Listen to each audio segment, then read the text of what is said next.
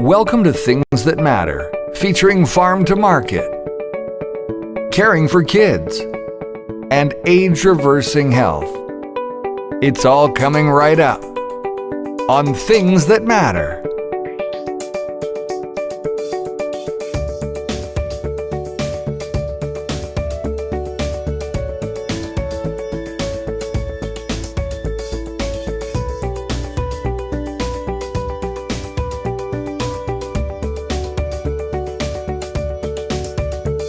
Now, please welcome your host, Carl Krebs. Welcome to Things That Matter, featuring Farm to Market, caring for kids, and age-reversing health. It's all coming right up on Things That Matter. Welcome. Hello to you there. And you are the reason why we are here. And I want to thank you for taking the time to visit with us on Things That Matter here tonight, live. On tonight's show, we have an exciting lineup for you. And as we get into that, we're going to have two very knowledgeable guests talking about the 25% saber rattling from President-elect Donald Trump as he makes preparations to enter the White House. But before we do that, let's get into Farm to Market, and a word from LifeWave. Imagine having no pain, sleeping through the night, having more energy, and reversing the aging process. Now imagine LifeWave doing that all naturally, without the use of harmful drugs. X39 is the most advanced patented light therapy in the world. LightWave is a simple wearable patch that you place on your body that stimulates the body to regenerate and heal itself. With more than 20 years of research and over 100 patents, LifeWave specializes in age-reversing all-natural health. Find out what the power of the patch can do for you. For more information or to join our LifeWave community, go to thingsThatMatter.ca/LifeWave.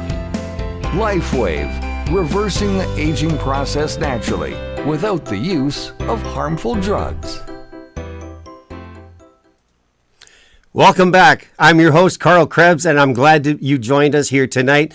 Those of you that are going to watch live, and the many thousands of you that are going to watch afterward.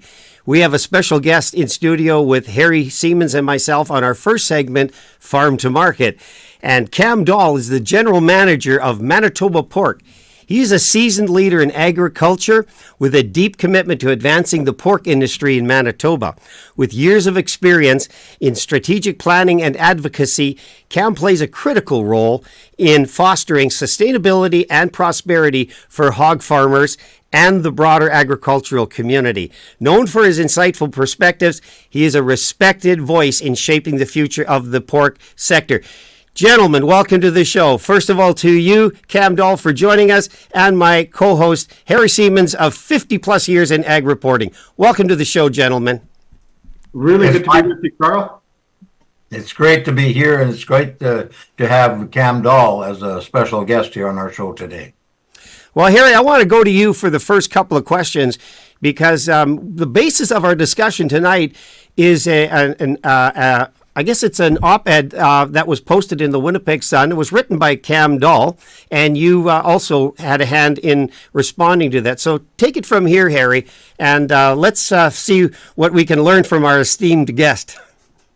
Yes. So, well, again, it's great to have Cam on the show here today. I've had the privilege of interviewing him many times, and he's always available. If I send him a note, if he's not around, he says, sorry, I'm on the plane or I'm somewhere else. But at the same time, it's great. So, yes, in November the 8th, just after the election, I did a column in the Winnipeg Sun, and Cam had sent out a column to, as he does every couple of weeks, to all the different rural papers and the papers. And so I happened to have it just when I was ready to write the column, and it was bang on, because he talked about the key things that need to happen after the election of Donald Trump.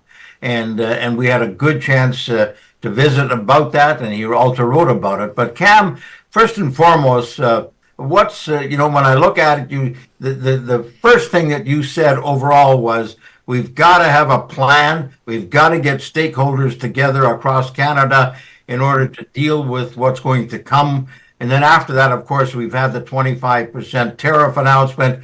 But you said we needed, number one, leadership out of Ottawa. And then from there, we needed to have a united front. Why don't you take that forward and even refer to 3 or 4 of the points that you made? Yeah, thanks, Harry, and you're too kind. But you hit the nail on the head. Protectionism coming out of the U.S. isn't something that just happened on November 5th. This has been something that has been building for some time. And in fact, we're seeing the world become more protectionist. And we should have had a plan as Canada to address this and to shore up our trading relationship with our largest partner and our most important partner. And that hasn't happened. And it's something that we really do need to have come together is to have a strategic trade plan. I'm thinking of agriculture, but I'm guessing that there's every other sector in Canada is thinking the same thing. That we really do need to see that leadership from the federal government on developing a national strategic plan to secure our largest market. And it's something that we should have started a long time ago, quite frankly.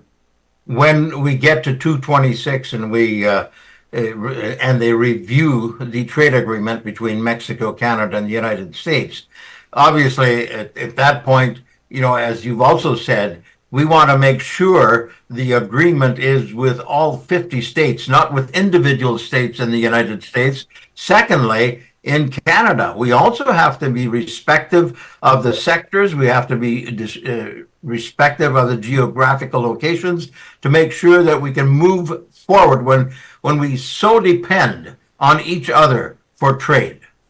Absolutely, you're bang on there, Harry. And we saw that potential to trade off different regions of the country not that long ago when Canada put tariffs on Chinese electric vehicles. And I'm not going to argue that point because that's probably a different podcast.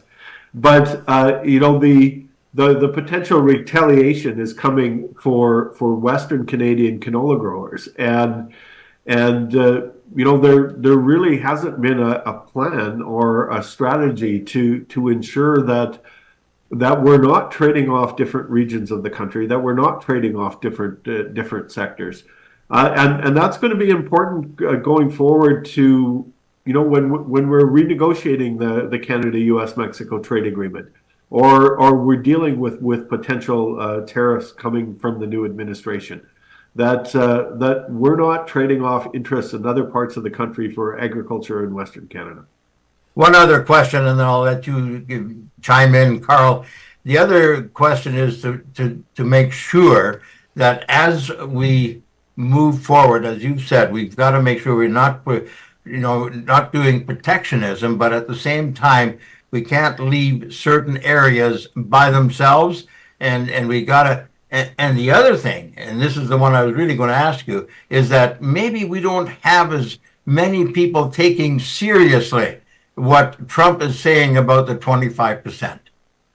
Yeah, I think you're right, and I've heard colleagues say that, oh well, this is just a negotiating position. It may be a negotiating position, but it's a really serious negotiating position. And I think that, it has been clear throughout the campaign for the presidency and the Congress that tariffs are going to be a tool that this new administration uses to protect the interests of the United States. And so whether it's this 25% or something else, we need to be prepared and need to be able to respond. And if it's a negotiating position, well, let's be ready to negotiate. And we have an awful lot to offer the United States, whether it's on national security. Quite frankly, I think our trading relationship on agriculture and food is a national security issue for both countries. And we need to talk about that. To be able to have a secure supply of safe and affordable food for consumers in Canada and the United States it's a national security issue for both of us. And we need each other to be able to do that.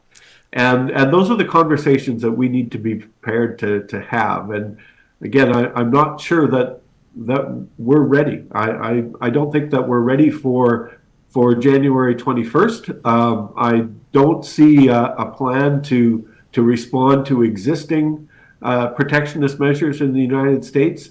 And I'm concerned that we're not ready for the renegotiating of the most important trade agreement that we have.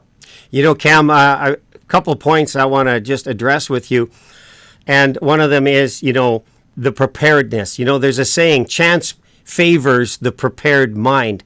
And chance favors the prepared country that is already casting its vision forward to January 20th as the leadership of the United States, the most powerful, the largest economy in the world, takes a significant shift to fair trade policies.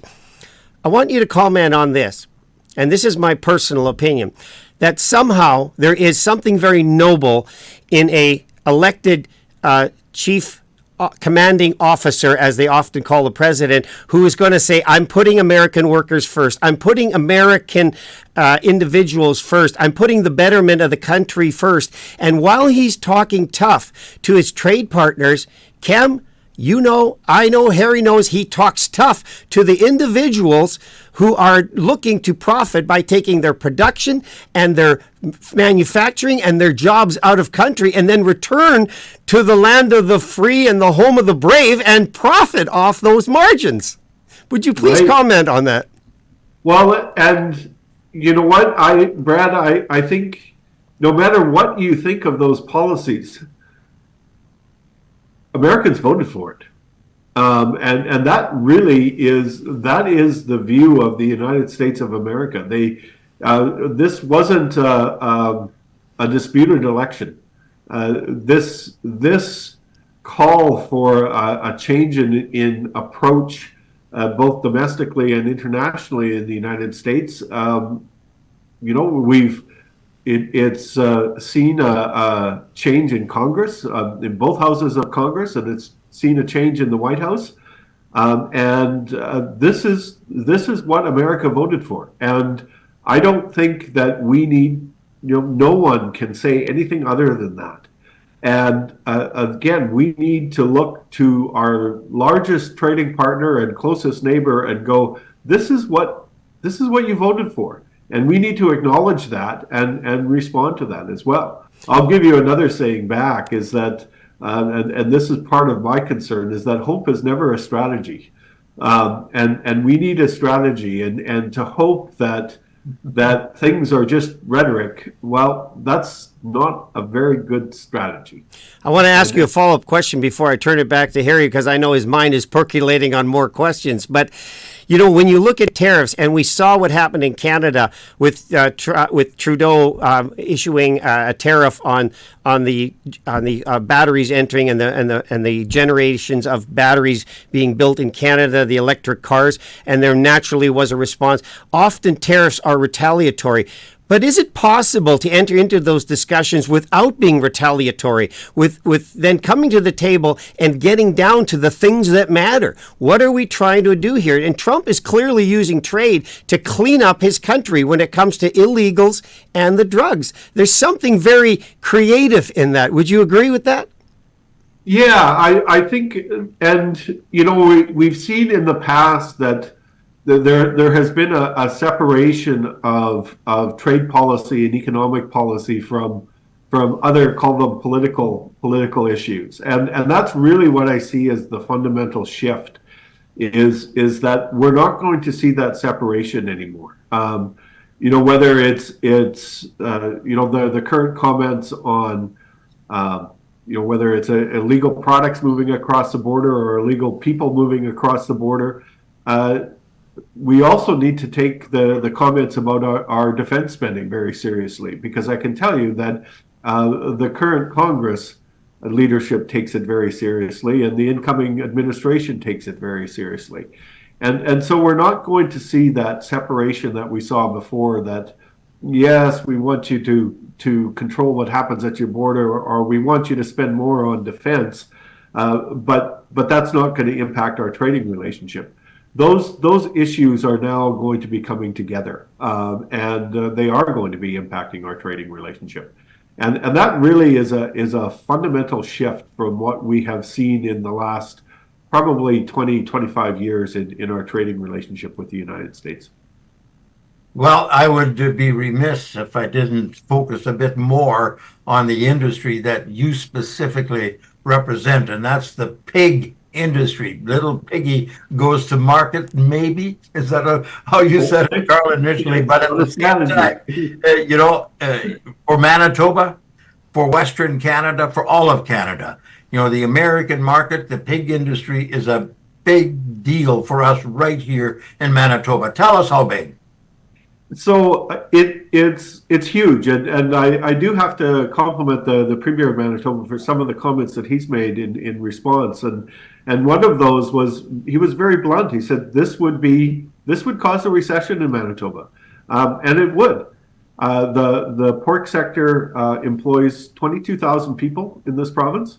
It contributes $2.3 billion in GDP every year, and the United States is our biggest customer.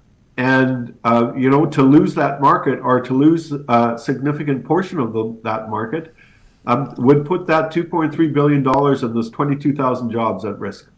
And so it is something that everybody in this province needs to take seriously. And Harry, it's not just rural Manitoba. There are 2,500 people making ham and bacon at Marion and La Jamontier in Winnipeg. And again, you look at a town like Neepawa that is this explosion of economic activity and frankly cultural activity, and that's driven by the pork sector. And we need to be taking these comments from our largest customer extremely seriously. Let me ask you, Cam, what do you think it takes when you're at the table with Donald Trump, and we know he's not physically there, but his representatives are physically there? What do you think it takes to get at the table and maybe earn the respect that you need to come? Because negotiation is always about the middle ground. We're all coming to the table with perhaps our list of demands, our concerns that affect our industries, in your case, the pork industry. What do you think it takes to effectively negotiate with your biggest partner and not give away the farm? No pun intended. No pun intended, yeah. Yeah. I think the first part, Brad, is to take the concerns that our trading partner is putting on the table seriously. I think that is the first step. Again, the incoming administration, and it's not just the White House, it's also Congress, have put some serious issues on the table. And we need to take those seriously, and we need to be able to respond as a country and say, a country and a province, and say, this is how we're going to address your concerns. That's how we're going to be able to secure our mutual relationship. And quite frankly, both countries will be better off for it. When I was on with Hal Anderson on CJOB on Monday, I believe it was, and Tuesday, and he asked me the question, and the first thing that came to mind, he asked, can you look back in history and time that I've covered when something like this has happened before, which really devastated? And I suggested to him that when country of origin labeling came into being, it pretty well devastated the hog industry here in Western Canada. Am I right on that? You are right on that. Absolutely, it is, and the beef industry as well. It was. In Manitoba we pay more attention to the pigs, maybe, but it was devastating for both sectors in Western Canada, especially. And I think in the beef industry, they're basically, they finally recovered in the last 2 years with almost record prices. But it was a long time coming. It's been 25, 30 years. It's been I have deep respect for people that are still raising cattle in Manitoba, because it's been a long haul. It really has. Yeah. I want Hey, to Carl? just ask you a pointed question here. In Chrystia Freeland, the Deputy Prime Minister of Canada's response to tariffs announced, and I think she was responding only in the context of 10%, but he upped the ante to 25, and she said, Canada will be just fine. What does that say to you, as you spoke earlier about having, and Harry talked about the stakeholders at the table, and Doug Ford immediately came out saying, we got to get serious, we got to come together. So what have you heard recently from the other elected first ministers of the representative areas? What have you heard that brings your confidence up? Because I think the confidence coming out of Ottawa is a little lacking at this point. Well, I think, Brad, that really gets back to the point of taking seriously the concerns that our largest trading partner is putting on the table. These weren't random thoughts at 2:00 in the morning. These are serious concerns that we need to be taking very seriously in response to. And that's really the starting point. I think if I'm looking at the response, I'm the Premier of Manitoba has responded very well. I think we're seeing other first ministers, the other premiers take our trading relationship with the United States very, very seriously, hopefully that's going to translate into a national unified response. Again, that isn't. We're not going into a trade war with the United States.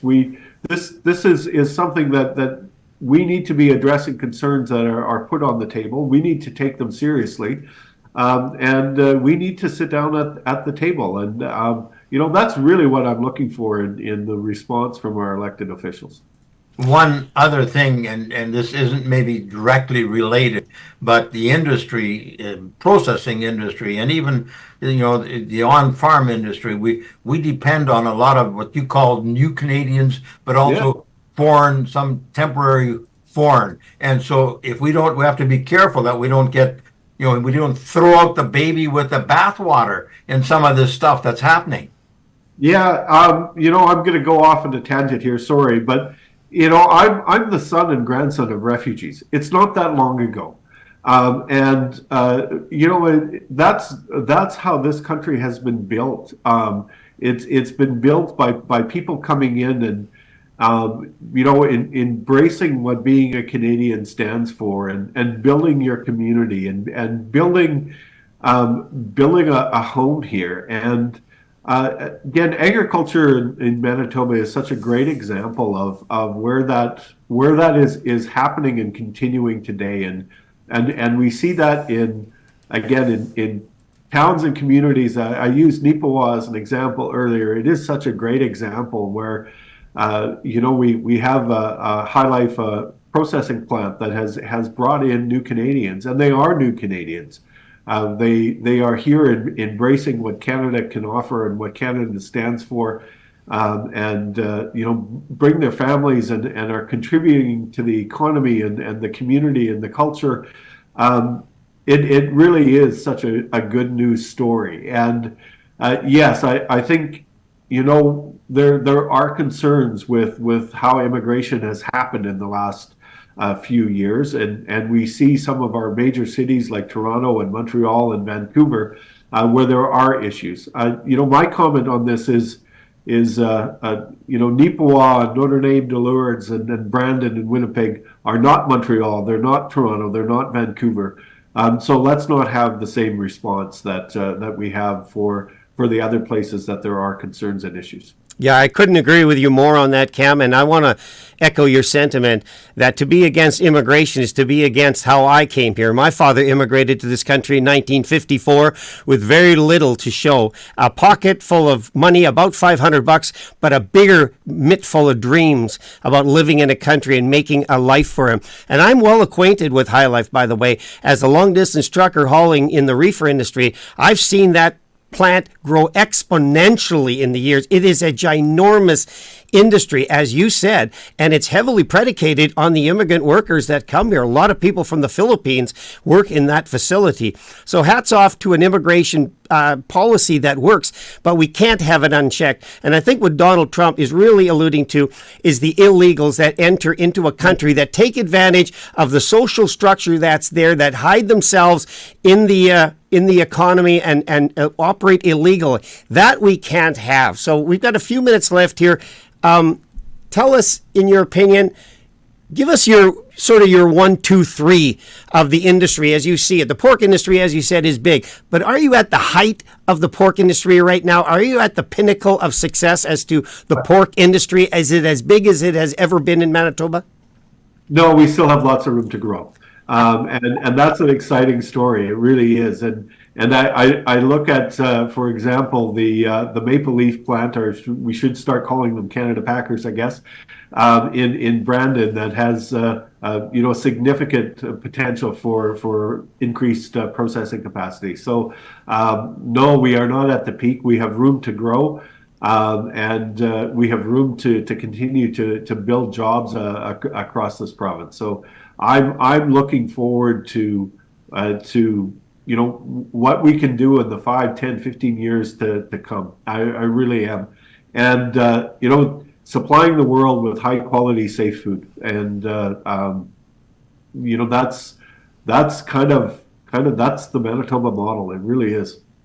Well, you look at Winkler Meats, you take Winkler Meats, Dixon Gould, and the Progressive Group, that are investors in that or own it. There too. I mean, the first half, when the old plant was still there, was almost all employed with Filipinos. The new plant doubling in size. Again, they have to go there. They have to build community structure or housing and so forth in order to bring them here. So you're absolutely right. We need to make sure that as we go forward, we play our cards right and not, as I said before, not stifle what it is that's helping us drive the industry. Absolutely, you're right, Harry. Yeah, and Brad's right too. That this is we need to make sure that this is structured in a way that is bringing in people the right way. I do need to make a plug for a provincial nominee program that has been built by different parties, so it's not even a partisan comment. It really is the best in the country. It really is, and having it brings in people the right way, and that's something, again, that when we look to federal policies that are designed for problems in Vancouver and Toronto and Montreal, don't mess up programs that work, like the Manitoba Provincial Nominee Program. I want to just, in the final 2 minutes that we have here, I want each of you to respond. Cam, you said about the productivity, the capacity. What is the capacity built to right now with the plants and the investment that have been put in these facilities? Where would you say, at 2.5 billion GDP, where do you think that capacity is, and where can it go? Oh, that's a really good question. I think that we probably could build another 15-20% with the capacity that we have available today. Great. I really. Harry, give us a wrap up here. Well, as we began talking about where we're going to go with this, is that we need to have respect. We need to take seriously, because the agricultural industry, and not only the agricultural industry, but we've got far more, dependent on that we have the proper negotiators, we build the team so that we can move forward, but at the same time that we don't give away the farm and throw out the baby with the bathwater as we're doing this, because it's so easy to say, well, I'll take that, before you realize that you're hurting over here. So from my perspective, I really appreciate Cam Dahl, the GM for Manitoba Pork, coming on and sharing his thoughts and intelligence and information on what is actually going on. And as far as I'm concerned, that's Seaman Says. Gentlemen, it's been a privilege. Thank you both for being here. And it's been insightful. I hope our audience appreciates the fact that we don't live in a detached economy. We can no longer negotiate on individual items. We're dealing on the whole. What is it that betters our country but does not hurt another sector of our country? So, Cam, we'd love to have you back here in a little bit as a follow-up, perhaps even after January 20th. Let's see where this goes, but I think we're on quite a ride as we move into our new awareness and our new training partner. Gentlemen, thank you for joining me. We'll see you again here real soon. Thank you. All right. Well, that ends our segment of Farm to Market. We're going to move immediately into our segment of Age Reversing Health, and that brings my knowledgeable colleague of 38 years in health coach, Judy Friesen, to the mic.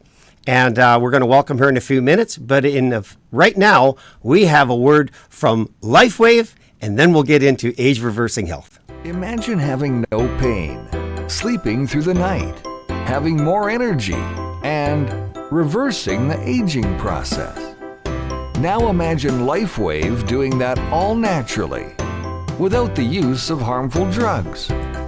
X39 is the most advanced patented light therapy in the world. LightWave is a simple wearable patch that you place on your body that stimulates the body to regenerate and heal itself. With more than 20 years of research and over 100 patents, LifeWave specializes in age-reversing all-natural health. Find out what the power of the patch can do for you. For more information or to join our LifeWave community, go to thingsthatmatter.ca/LifeWave. LifeWave, reversing the aging process naturally without the use of harmful drugs. Welcome to Age Reversing Health, where we discuss ways to help you go far beyond just surviving this life. With practical and proven solutions to literally turning the clock back on aging so you can live your best life. Live younger for longer. Now, here's your hosts, Carl Krebs and Judy Friesen.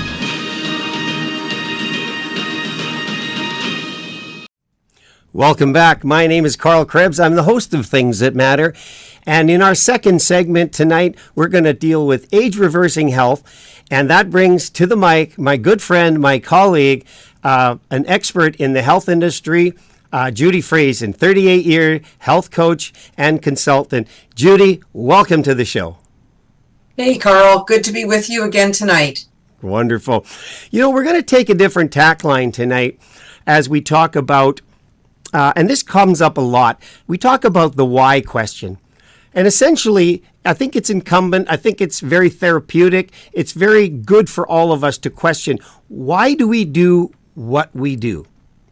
And we're going to explore that tonight because I think some people, it might be very, is cathartic the word? Would that be the word to use here? As far as going introspective. And we want to tackle this because in an earlier conversation, we talk about the why factor. Why do we do what we do? And there's a saying that goes, people don't buy what you do, they buy why you do it. Which is to say that we are only ever really going to be able to do business or have good relationships with people that are synchronistic in some ways to ourselves, that share our same values. So the question then becomes, why do we do what we do? Just a few comments on that, Judy, and then we have a video I'd like you to share with our group to set the stage for this conversation. Yeah, Carl, you know, it's so right that people in our world are looking for value. They're looking for connection. They need to know how much we love them and care for them. And it's not just lip service. There has to be something tangible out there that there's a reason for why we care about people. Otherwise, it just looks like we're just, you know, using people. And so there's a lot to explore here tonight, especially on this U.S. Thanksgiving Day, thinking about how much we're grateful for, whether we're Canadian or Americans. We really want to stop and pause and ask ourselves, why are we on this planet? That's what I have thought about a lot lately with a number of friends who are either sick or who have passed away. Like, what am I here for? And I don't know how much time I have, and I want to make my time count. Thank you for saying that. You know, just before we went on air, we had a very short conversation. A dear friend of ours is on life support right now, and I just spent time with him down in Seminole, Texas, and I can't believe what's happening. We're reminded that time is short, that the eternal questions of men still remain today. Why am I here? Where did I come from? And where am I going? And I think the why question is by far the most significant question we can ask ourselves. Often people ask that question when calamity strikes, when disaster comes, when we feel like we're suffering and we turn to God and say, why? Why is this happening to me? But before we get to that stage in our life, I think it's important to ask, why do you do what you do? And I think there's a man here, his name is Simon Sinek. I've read 2 of his books, and I've read one of them twice. And he says, start with the question, why? Judy, do you have that video that you're ready to share with us? You know, Carl, all I got was just your recording of inviting guests to come and explore the concept of why. All right. So that video isn't going to happen tonight. But let me talk to our audience frankly about this. Simon Sinek is a well-known speaker. His first book was Start with Why. That's the question. And we need to start with that. And he gives several examples in his book. And at the time when the book came out in around 2009, he was talking about the Apple Corporation. And he talks about it in the way that says, why is Apple, who has essentially the same advantages, the same opportunity available to other companies as is available to Apple, but why do they lead in the industry that they lead in such a way? Why do their products dominate the way they do? And in a way, he uses Apple because people identify with Apple. They know the company, so the analogy works. But he uses an analogy in the video, and he says, he basically turns the thing into saying, we make great computers. They look good. They function good. You want to buy one? If you think about that, how unenthusiastic is that? How uninspiring is that? But if we turn that around and say, we believe that by developing our products, we're going to change the lives of people by enabling them to have the technology that is available to larger corporations and entities. We make good-looking computers, and we sell them at a price you can afford. You want to buy one? Your response is totally different. And I read the book, the biography of Steve Jobs. If you don't know why they started that company, I'm going to tell you this. Maybe it's the first time you're hearing it. Their why was this. We want to level the playing field between Big Blue, which was IBM at the time, that dominated the computer industry. They believed that they could put a computer in every household across America. Guess what? Mission accomplished a long time ago. Their why was so powerful that it propelled them into the market to then discover how could they do this. So they learned their why, they discovered their how, and the what became obvious. Judy, you work with people far more than I do. You're looking at people that are maybe in a position in life that they would really like to change. We often ask the question, if you could change one thing in the health of your own or the health of a loved one, what would it be? What difference would it make? It's so important to ask that why question. How does it, I want to ask you then, let me get personal here, because I think we're going to return the favor to each other here tonight. Why do you do what you do, Judy? You coach people, you help people, you consult people. There are paid clients that you have, but I see your activity in many other areas and you don't get paid. Can I ask you, what's your why? You know, Carl, that is something that I've thought about more and more as I get older. And now that I'm in the last half of my life, that question has to get refined all the time for me, because every day that I wake up, I can fill my day with all kinds of stuff. And so I've asked God, what is it that you've got me on this earth to do?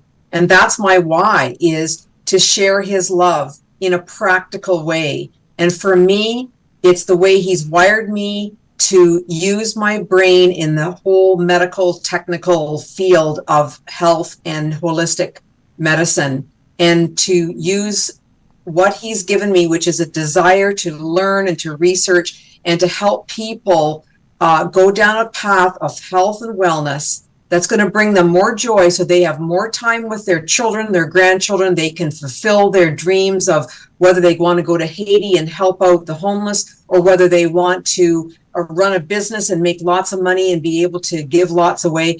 My why is that God has wired me to give help and hope and real guidance, real scientific guidance to people, so that they can follow a pathway toward their own goals, whatever it is that their why is. So my why is very connected to sharing love. It's not about the money. It's not about the prestige or the title. It's about being a reflection of who God is, which is his love. I want to be able to show his love to other people. And I came up with that after I almost lost my life. And I know what it's like to be on the brink of not wanting to live on this earth and being able just to throw the towel in. And when I came out of that very deep and dark time, I had to ask myself again, why am I still living? What am I to do? I don't want to spin my tires. And I have come to a very crystallized point of view, which is I am here to show love and to serve my fellow man, whoever God puts in my path that day. That's my assignment from God. That's my why, is to bring love and hope and healing to a hurting world. Wonderful. You know, I think it's so important to stop and ponder the big question. This is a big question. And for those of you that are watching tonight, maybe you're at that point in your life where you're saying, why am I doing this? Why do I get up every morning and go to that job which takes up so much of my time? I'm trading hours for dollars. I'm barely getting by. The world isn't being necessarily impacted by what I'm doing. Now, don't get me wrong. Every one of us is significant. And I'm going to turn my sights back to a few years ago when we went through the crisis of COVID, the COVID crisis as it was. Do you remember when they said you are an essential service? It made everybody else under the label of unessential, as in not needed. And I thought about that so many times. I says, how did we allow ourselves to put that label on people? You know, everyone is essential. Everyone from the person who delivers flyers to your house to tell you what the sales are, to the guy that pumps your gas when you don't want to pump it, to the clerk at the grocery store that kindly processes you. Well, Lord knows we're getting away from that. If you go to Walmart, it's all self-serve. But I look at every job. Every person has the opportunity to be essential. And that, I think, gives life meaning. I think when we wake up and we feel we can make a difference in someone's life, and when we go to bed at night saying, I'm glad I did what I did. I think it's so important to know your why, because your why is going to determine your how. How are you going to achieve your why? And then what will you do? Because this is a saying that's true. Everybody knows what they do in this world. I mean, just take a look at your day. You know what you do. The question is, why do you do it? Can you speak to that for a minute? Because you're in that industry, you're dealing with people, and as I said, you know, this is often a thankless industry in some ways, you know, but it can be also very beneficial. There can be great remuneration in helping people.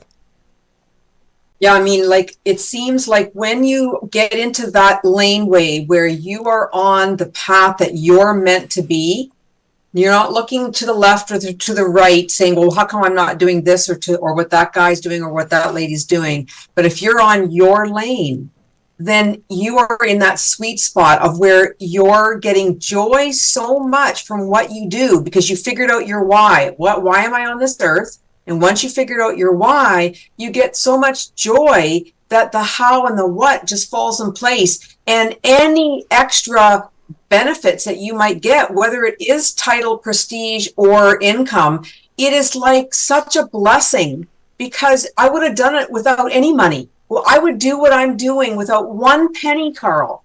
So let me turn the tables. I've shared a little bit about my why. I feel like my mission statement is to be on this earth to show God's love in a way that helps people with their holistic health goals. Why is it, Carl, that you do what you do? What is your why, may I ask?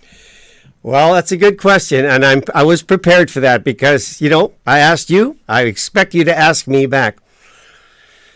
I don't want to be in the clouds about this. I don't want to say lofty things like, I want to leave the world in a better place than I found it. That doesn't have a tangibility about it.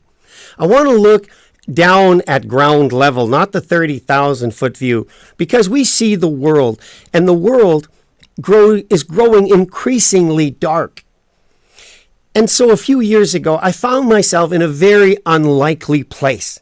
I found myself in front of a mic, very much like this one, but not doing anything like we're doing right now.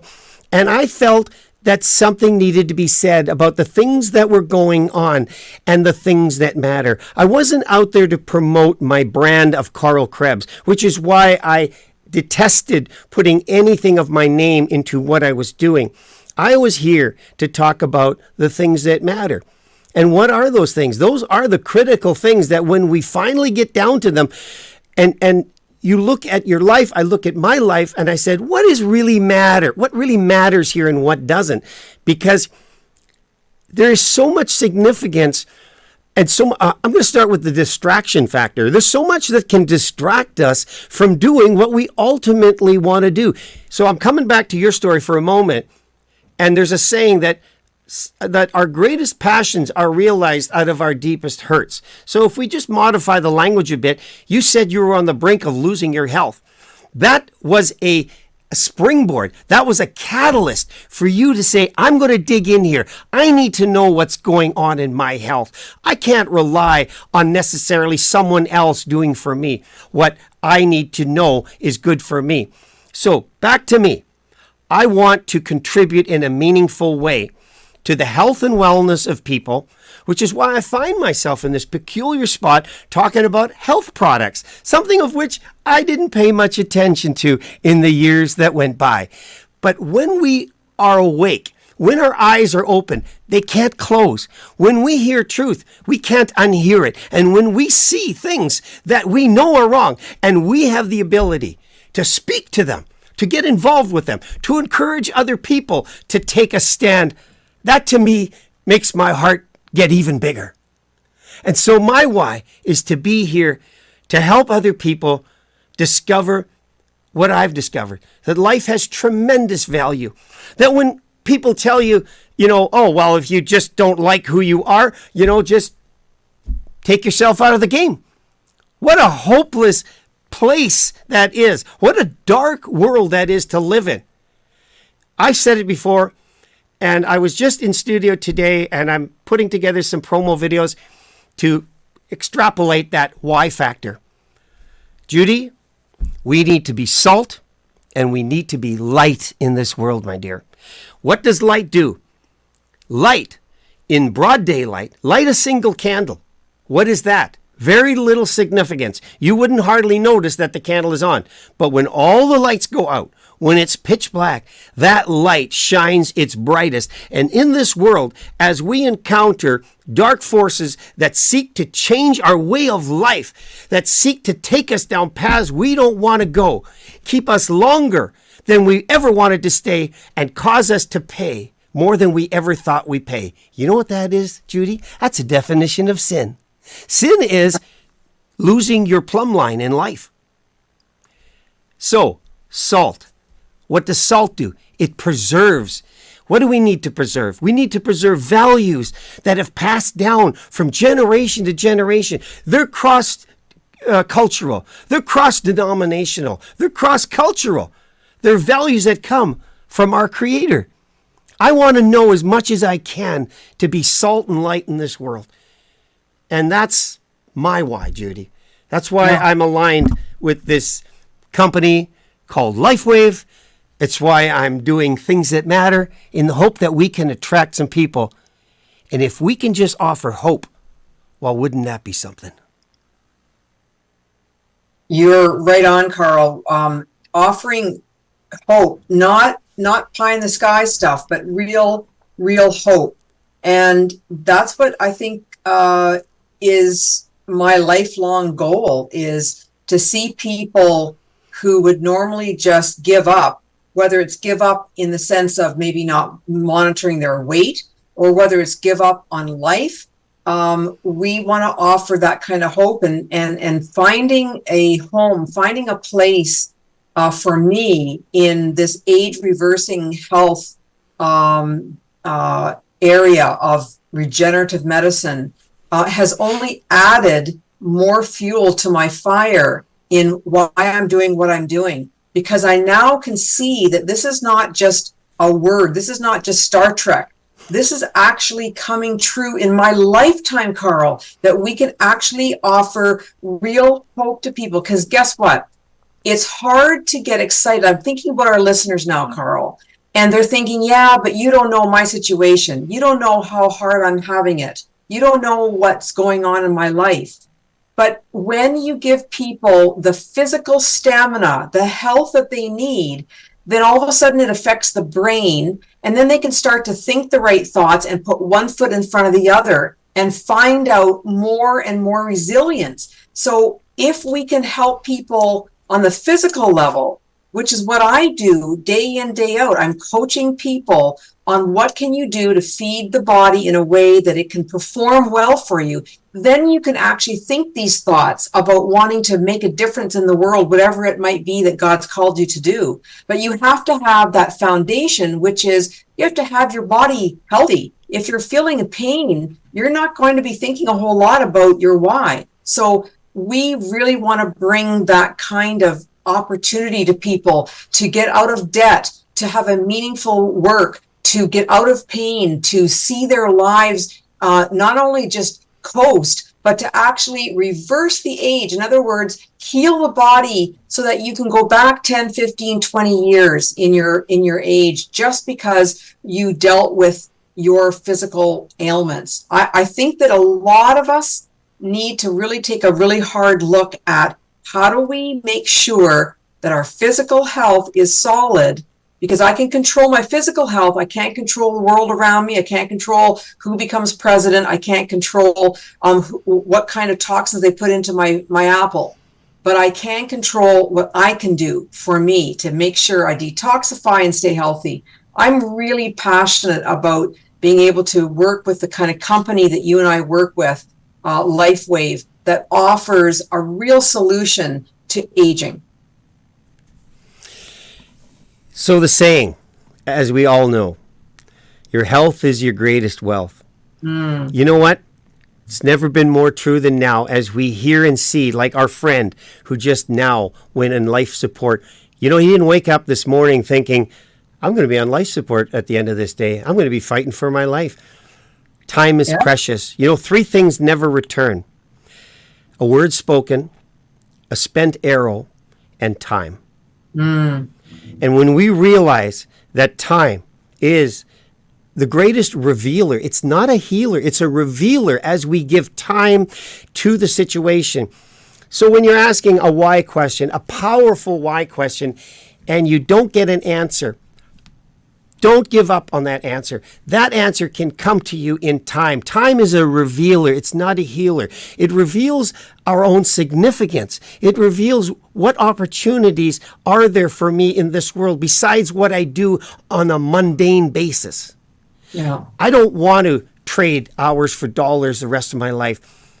And I don't want to necessarily drive a truck the rest of my life.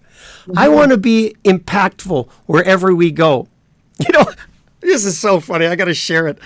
At this restaurant I was at in Seminole, Texas, a wonderful couple, Jackie and her mother, Helena Thiessen, run this place called the Grub Shack.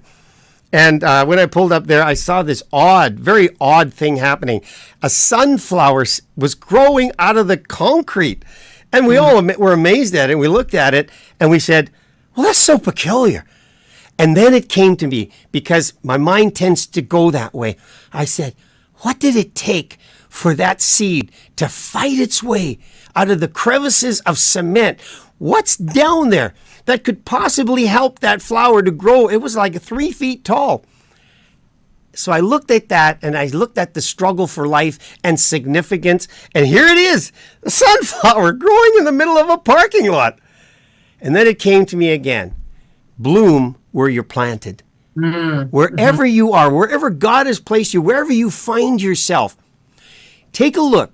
Take inventory of who you are. Take inventory of your abilities. Don't let someone else determine your value. Don't let someone else say, you're going to have to do this the rest of your life. No.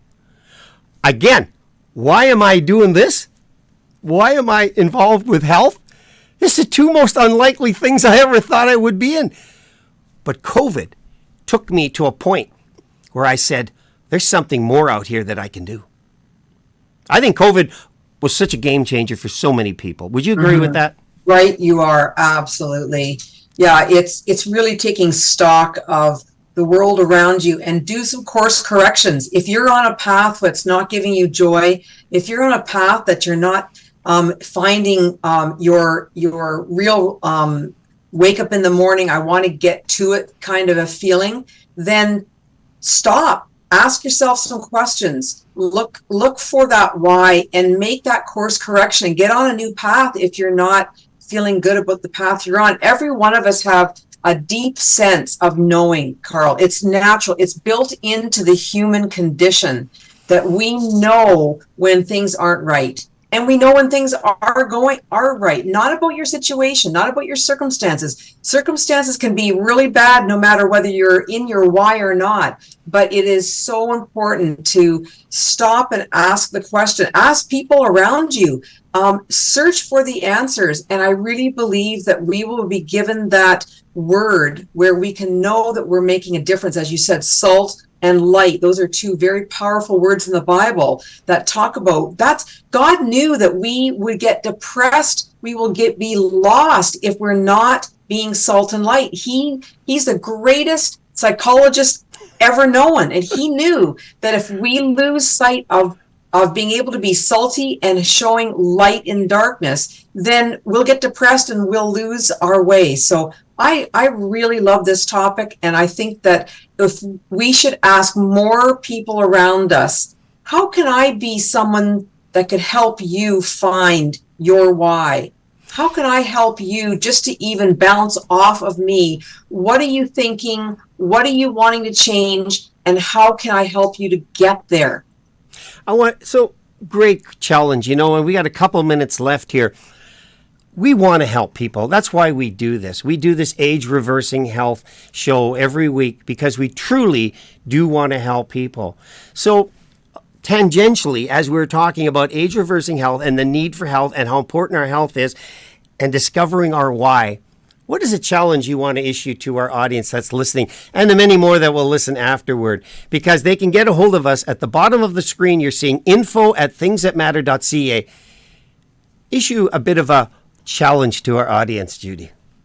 We don't want to just be talking heads here. We want to help to create action in our listeners. And so one of my challenges is if you're trying to figure out your why and you want to just talk with one of us, email us and tell us what is your why. We'd love to hear all across this country or this land, what are other people's whys? That's very stimulating and rewarding and exciting to hear other people's whys. But I really think that one of the best ways to really figure out if you're on the right track is write it down. When you write down, just get a little notebook and write down a date and a time and say, I think this is my why, or I'm not sure of my why, but here's what I'm thinking. when you see it in print on paper, that can help to really formulate and crystallize a lot of what you need to do to maybe hone that in a little bit, or to add a little bit more detail,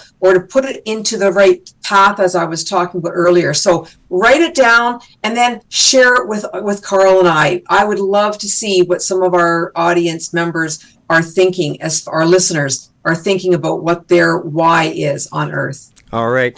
Well, that brings us to the end of our show here, Judy. Once again, thank you for sharing your heart. You know, knowledge is only as good as the heart is engaged with that knowledge. And I want to say to our audience, we sincerely mean what we say. Contact us, info@thingsthatmatter.ca. Judy and I are going to respond to acknowledge your inquiry, but we're not going to necessarily tell you what to do. That would be reckless and careless. What we want to do is point you to a tool. We have that popular saying, we're always pointing to tools that will help people to do for them what they want to do for them, because we know we cannot do for others what they don't want to do for themselves. We can't want it more than the person themselves. So Judy, once again, thank you for being with us here and sharing your heart and your knowledge. And of course, you're going to be back next week. Right. Thanks so much, Carl. Good to be with you. Good night. All right. Great. Well, that concludes our second segment of Things That Matter, Age Reversing Health with Judy Friesen. And as we get into our third segment, Caring for Kids, I just want to play a word here that from LifeWave, and we're going to then go into our Caring for Kids second. So we're going to be back with more. Your time. When I launched the Things That Matter Facebook group in 2018, my dream was to create a space where we could speak openly about the values that shape us, values that cross cultures, denominations, and generations. These principles of morality, integrity, and freedom are gifts from our Creator, passed down to guide us and protect us. Since then, our journey has grown beyond anything I could have imagined. In 2021, we became a nonprofit organization. And in 2022, we stood together during the trucker convoy, reporting truth in the face of misinformation. This year, we've taken a new step forward, launching the Things That Matter podcast and amplifying our message and mission. But now we need your help. Studio time, production costs, and the technology required to produce high-quality episodes come with significant expenses. We've reached a point where self-funding can no longer sustain our vision. That's why we're asking for your support. By partnering with us as a sponsor, whether as a business owner or a private individual, you'll help us continue spreading the truth and hope. As a registered nonprofit, we are committed to transparency and accountability in everything we do.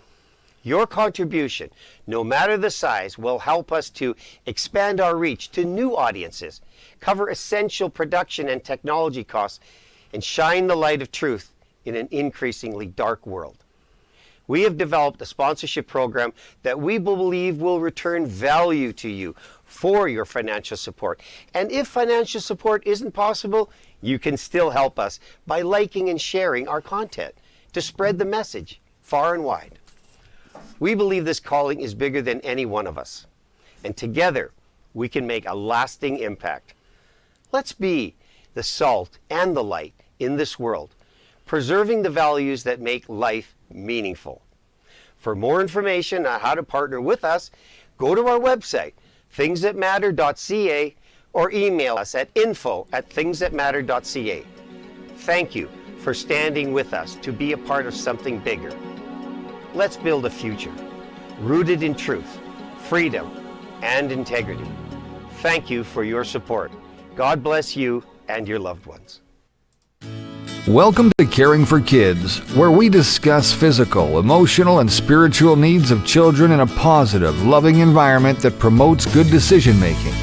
We believe in parental responsibilities and setting an example that will guide your children along life's journey.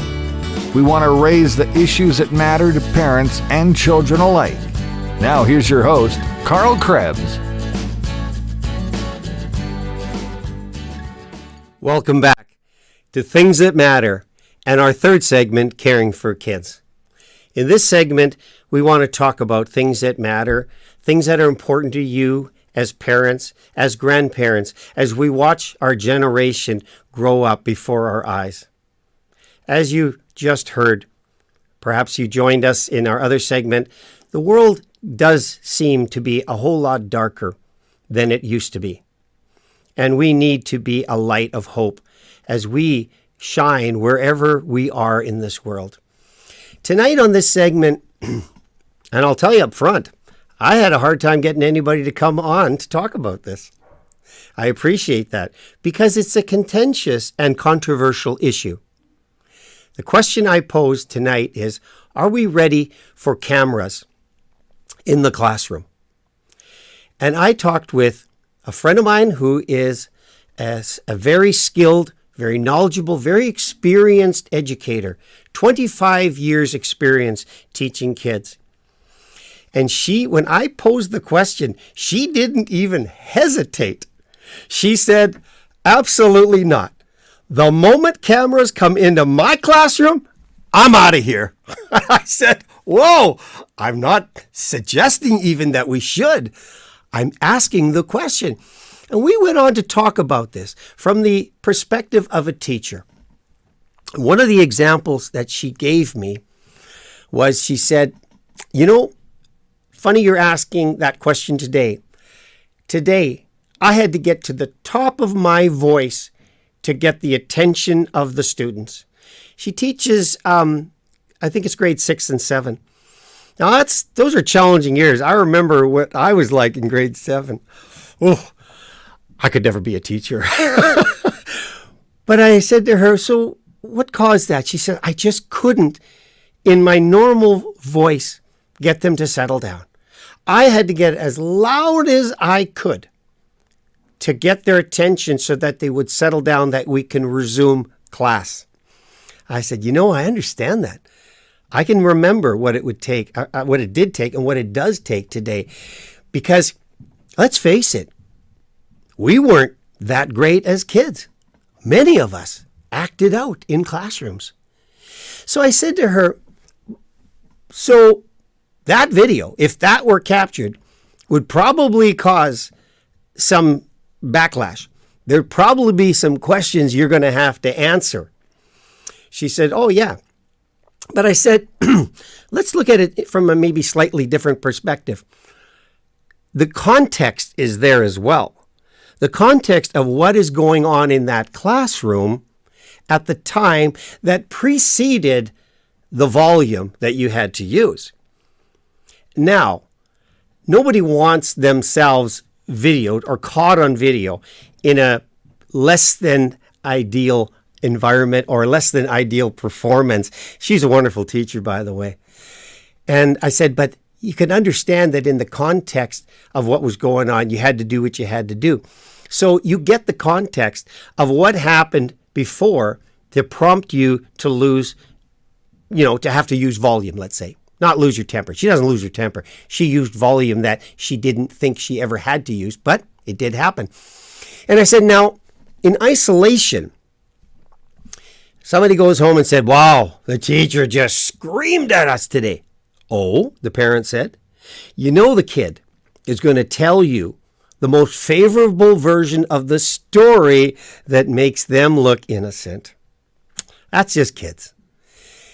So I said, it would be possible then, in that moment, to capture everything that happened. What happened before, what happened afterward. I said, but I'm more concerned from the perspective of what's being taught in the classroom today that is slightly off the radar. The things that aren't being necessarily announced to parents as events that are taking place in the classroom. Now, there are protocols for this, and there is a policy handbook that school divisions put out. But that isn't necessarily being followed because there was an incident that happened in Eastern Canada. I'm not going to get into the specifics of it, but I have it.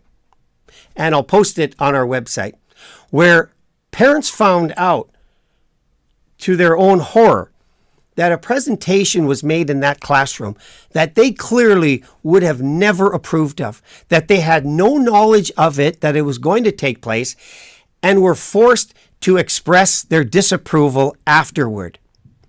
So I thought to myself, this was what started it, as well as the incident in Spring, Texas, where teachers were administering a sleep patch to kids. This happened back in November. It really happened that these teachers thought this might be a good idea, that we're going to dope up the kids. And they were putting on these patches that had melatonin in it, which is not recommended for children. And once that story leaked out, and it was only because one of the children spoke to their parents to tell them about that. So all of this in the context of accountability. I am not advocating even for the cameras, but are we at the point where we need to know what's going on? Picture a limited access camera system in the classrooms that parents and only parents would have access to watch what's going on in the classroom, to see the kind of activity that's going on, to encourage the parent to get the context of what happens in that classroom. That's not necessarily a bad idea, but I do understand the teacher that I spoke with who said, I'm really opposed to it. Like in the part of the conversation that started, she said, absolutely not. But as we got to the later part of the conversation, she said, that might be something. We know that schools today have surveillance cameras on them because certain people with less than ideal intentions are walking into our schools and doing horrific things to children. You know the shootings. You know the incidents that have gone on. So surveillance cameras should be and are a part of schools to monitor the safety of the students and the teachers in it.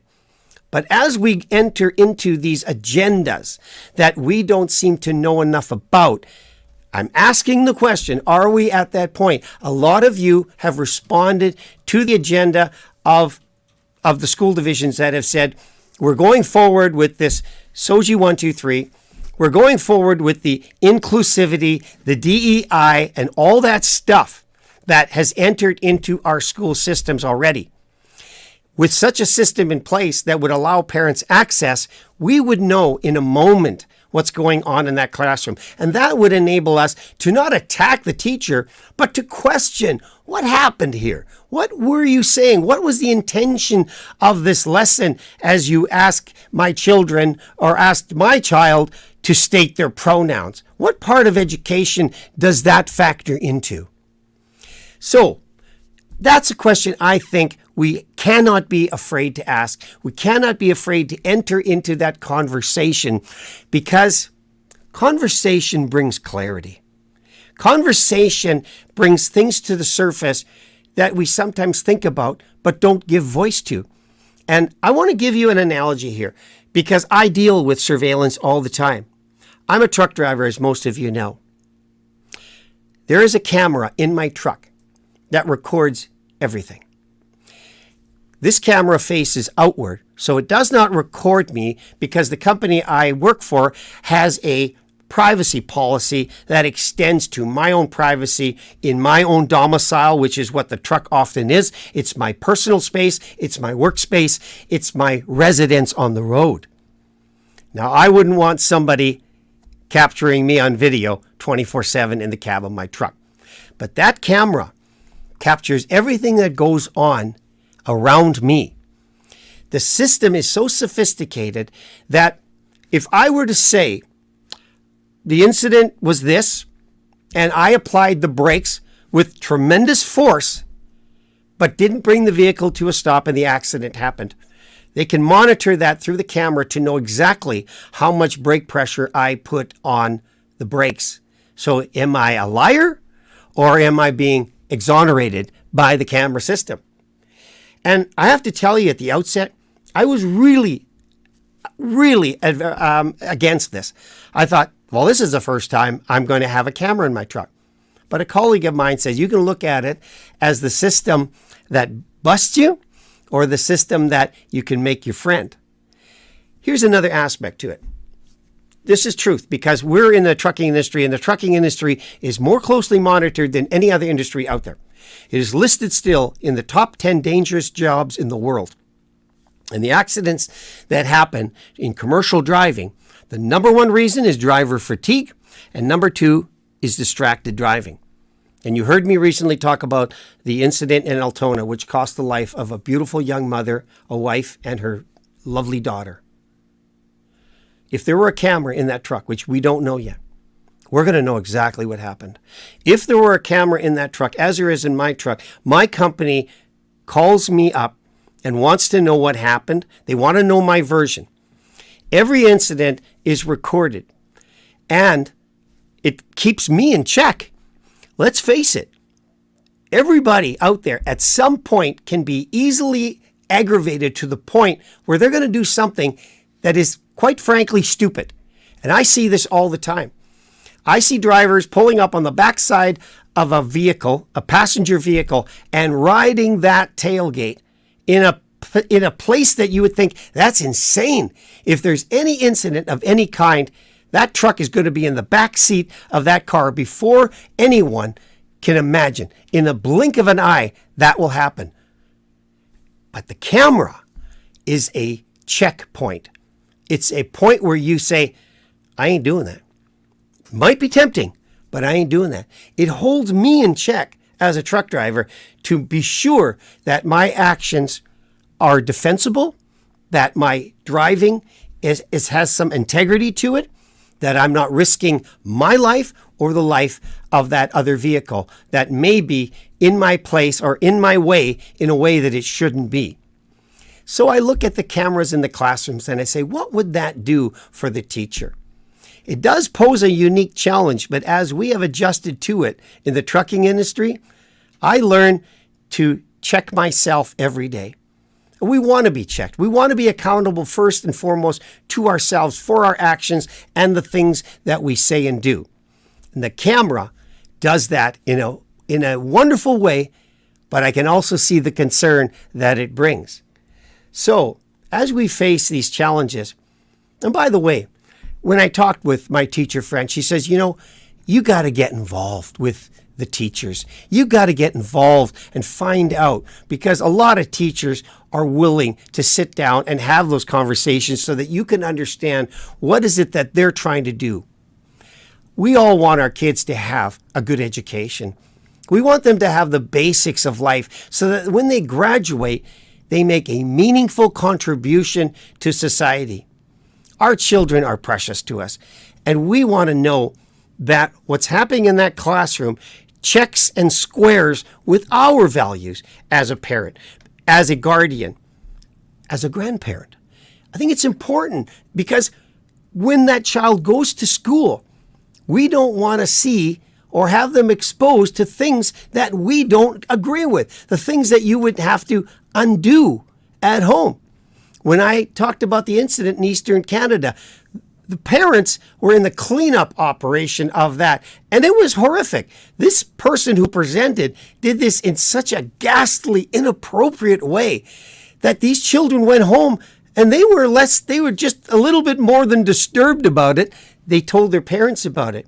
The parents reacted the following day by keeping over 100 students home from that school. That was retaliatory. That was to send a message.